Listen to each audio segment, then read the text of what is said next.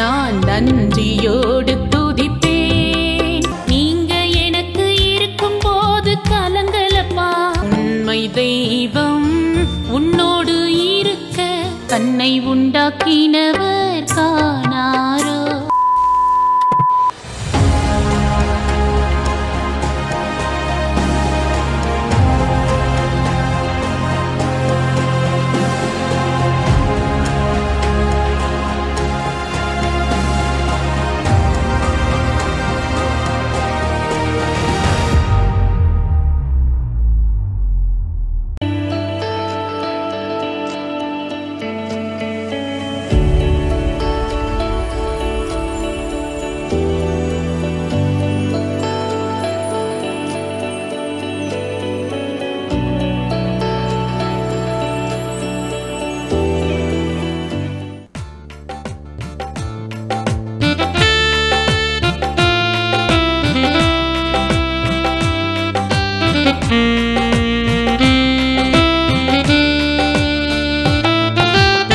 ராஜாவை குறித்து பாடின கவியை சொல்லுகிறேன்.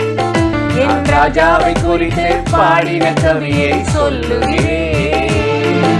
என் உள்ளம் அன்பால் பொங்குது, என் உதடும் உம்மை துதிக்குது, என் உடலும் உம்மை வணங்குது, என் உயிரும் உமக்காய் வாழுது. நான் ராஜாவை குறித்து பாடின கவியை சொல்லுகிறேன். ராஜாவை குறித்து பாடின கவியை சொல்லுகிறேன்.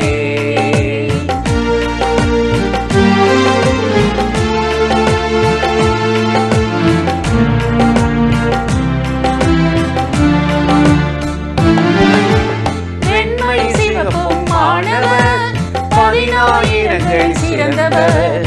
வெண்மை சிவப்பும் மாணவர் 14 சிறந்தவர். சாரோனி ரோஜாவே பள்ளத்தாக்கின் லீலியே, சாரோனி ரோஜாவே என் இயேசு ராஜாவே, சாரோனி ரோஜாவே என் இயேசு ராஜாவே, ராஜாவே ராஜாவே ராஜாவே என் இயேசு ராஜாவே, ராஜாவே ராஜாவே ராஜாவே என் இயேசு ராஜாவே. நான் ராஜாவை குறித்து பாடின கவியை சொல்லுகிறேன். என் ராஜாவை குறித்து பாடின கவியை சொல்லுகிறேன்.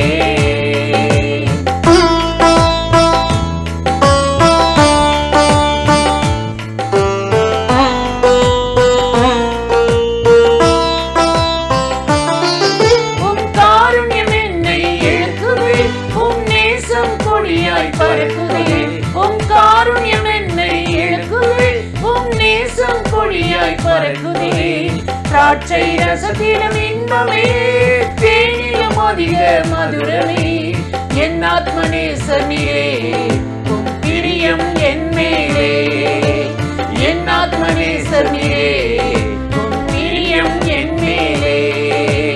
ராஜாவே ராஜாவே ராஜாவே என் இயேசு ராஜாவே, ராஜாவே ராஜாவே ராஜாவே என் இயேசு ராஜாவே. நான் ராஜாவை குறித்து பாடின கவியை சொல்லுகிறேன். என் ராஜாவை குறித்து பாடின கவியை சொல்லுகிறேன்.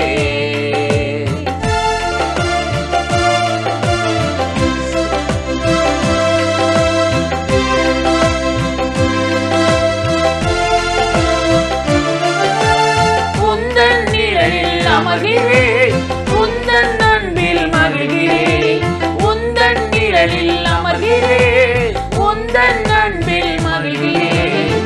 என் நேசர் என்னுடையவர், நானும் உம்முடையவள். வாரும் என் நேசரே, என் நேசத்தை தந்திடுவேன். வாரும் என் நேசரே, என் நேசத்தை தந்திடுவேன். ராஜாவே ராஜாவே ராஜாவே என் இயேசு ராஜாவே ராஜாவே ராஜாவே ராஜாவே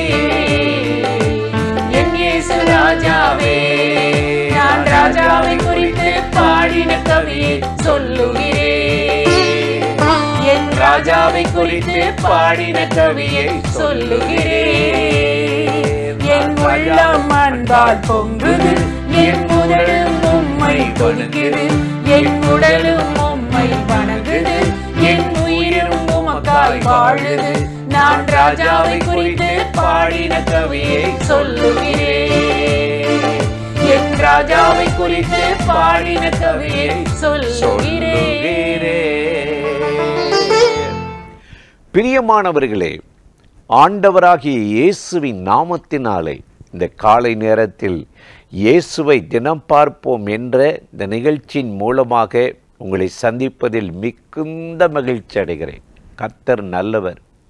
கடந்த நாளெல்லாம் நம்மளை காத்தார், நன்மை செய்தார், கிருபையால் இரக்கத்தினால் முடிசூட்டினார். இன்றைக்கும் ஒரு வசனத்தை நான் உங்களோடு பகிர்ந்து கொண்டு ஜெபிக்க விரும்புகிறேன். 1 பேதுரு 3:15 நாம் வாசித்தால் அப்போஸ்தலனாகிய பேதுரு சொல்லுகிறார், உங்கள் இருதயத்தில் தேவனை பரிசுத்தம் பண்ணுங்கள், கர்த்தரை பரிசுத்தம் பண்ணுங்கள். உங்களில் இருக்கிற நம்பிக்கையை குறித்து யாராவது ஏதாவது கேட்டால் தகுந்த விளக்கம் சொல்ல சாந்தத்தோடு அமைதலோடு பேசுங்கள் என்று சொல்லுகிறார். உங்களில் இருக்கிற ஒரு நம்பிக்கை. ஒரு மனிதன் இயேசுவை ஏற்றுக்கொண்ட பொழுது அவன் கர்த்தருடைய பிள்ளையாக மாறுகிறான். அவருடைய இரத்தம் அவனை கழுவுகிறது. ஆண்டவர் பாவத்தை மன்னித்து ரட்சிக்கிறார். அவனுடைய இருதய ஆத்துமா தேவனோடு ஒப்புரவாகிறது, நம்ப ஆரம்பிச்சிருது. அவன் பரலோக பிரஜை ஆயிடுறான். இந்த நம்பிக்கை ஒரு மனுஷனுக்கு எப்பவும் இருக்கணும். நான் இம்மைக்குரியவன் அல்ல, கர்த்தருடையவன். கர்த்தர் என்னை கண்காணிக்கிறார், போஷிக்கிறார், என்னை நடத்துவார், என் குடும்பத்தை நடத்துவார், என் தேவைகளை சந்திப்பார்னு ஒரு நம்பிக்கை இருந்துக்கிட்டே இருக்கணும். இந்த நம்பிக்கை இல்லாதனால தான் நம்ம தடுமாறி பயந்து எனக்கு கிடைக்குமா கிடைக்காதா, குடும்பத்தை நடத்திடுவேனா, ஆண்டவரே நான் மறந்துடாதீங்க அப்படிலாம் சொல்லி பயந்து ஜெபிக்க வேண்டியிருக்கிறது. நீங்கள் தேவனை நம்பணும். எல்லா காரியத்திலும் நீங்கள் அவரை நம்பணும் என்று கர்த்தருடைய வேதம் நமக்கு அருமையாய் சொல்லுகிறது. அதனால தான் சாலமோன் ஞானி சொல்லுகிறார், நிச்சயமாகவே முடிவு உண்டு, உன் நம்பிக்கை வீண் போகாது என்று சொல்லுகிறார். வேதத்தை வாசி பார்த்தீங்கன்னா எசேக்கியான்னு ஒரு ராஜா இருந்தார், நம்ம எல்லாருக்கும் தெரியும். அவர் நீதியாய் தெய்வ பயத்தோடு ஜனங்களை நடத்தின யூதாவின் ராஜா. பக்தியானவர், பரிசுத்தமான தேவனை பின்பற்றினார். அவர் வாழ்க்கையில் பல போராட்டம். திடீர்னு அவருக்கு ஒரு வியாதி.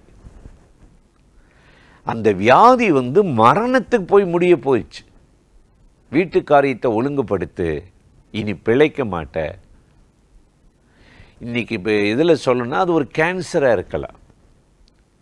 அதை கேட்ட உடனே இருதயம் வெடிச்சு அழுகிறாரு. ஒரு நிமிஷத்தில் ஆண்டவர் அந்த தீர்க்கதரிசியை மறுபடி நிறுத்தி, என் மகனாகிய எசேக்கியாவுக்கு நீ போய் சொல்லு, தாசனாகிய எசேக்கியா, உன் விண்ணப்பத்தை கேட்டேன், கண்ணீரை கண்டேன். அவன் ஆயுசுனால கூட்டி கொடுத்தாரு. ரெண்டாவது பார்த்தீங்கன்னா, அவன் அந்த சுகமான பின்னாடி அவன் பக்கத்தில் இருந்த அசீரியா ராஜா சிம்ம சொப்பனமாக இருக்கிறான். எப்போ பார்த்தாலும் தீவிரவாதிகளை அனுப்பி நாட்டை சூறையாடுவேன், களஞ்சியத்தை கொள்ளையிடுவேன், டிஸ்டர்ப் பண்ணிக்கிட்டே இருப்பான். இன்றைக்கு வரையும் நடக்குது அசீரியா ராஜா. அப்போ இவன் பயந்து அப்பப்போ அவன் கேட்குறதெல்லாம் கொடுக்குற, ஆலயத்தில் இருக்கிற தட்டு முட்டு வெள்ளி தங்கம் பொண்ணு எல்லாத்தையும் கேட்டு வாங்கிட்டு போயிடுவான். சுற்றி படை நிறுத்தியிருக்கிறான். இப்போ ஒரு வழி வந்துட்டான். இனி இவனோட மல்லு கட்ட முடியல. அவன் இஸ்ரவேலின் தேவனாகிய கர்த்தர் மேல் நம்பிக்கை வைத்தான். அவனுக்கு முன்னும் அவனுக்கு பின்னும் அவனைப் போல தேவனை நம்பி யுத்தத்தில் இறங்கினாலும் யாரும் கிடையாது. 2 ராஜாக்கள் 18ஆம் அதிகாரத்தில் 5 அவரை பற்றி பார்க்குறோம். அப்படி நம்பி அவன் கதறி ஜெபிக்கிறான். கர்த்தர் யுத்தம் இல்லாமலே ஒரு தேவதூதனை அனுப்பி அசிரியா ராஜாவையும் இராணுவத்தையும் அழிச்சிட்டார். ஒன்றுமில்லாமல் பண்ணிட்டார். இது ஒரு அற்புதம். 3வது ஒரு காரியம் எசேக்கியாவுக்கு நடந்துச்சு. என்னன்னா, இங்கே 15 வருஷம் கூட்டி கொடுத்துட்டாரு, அசிரியா ராஜாவை அழிச்சிட்டாரு. இப்போ என்னன்னா, அவனுக்கு குழந்தை பாக்கியம் இல்லை, பிள்ளை இல்லை. இதெல்லாம் முடிஞ்ச பின்னாடி தான் ஆண்டவர் அவனுக்கு வாரிசு கொடுக்கிறார், பிள்ளையை, ஜெனரேஷன், தலைமுறையை கொடுக்கிறார். அவன் ஜெபத்தை கேட்டு நம்பிக்கை வீண் போகாதபடி ஆண்டவர் அற்புதம் செய்தார். அதனால தான் வேதம் சொல்லுகிறது, உம்மை உறுதியாய் பற்றி கொண்ட மனதை உடையவனை அவன் உண்மையே நம்பி இருக்கிறபடியால் பூரண சமாதானத்தோடு காத்து கொள்ளுகிறேன். இன்றைக்கு எதை நம்புறீங்க? மனுஷனையா?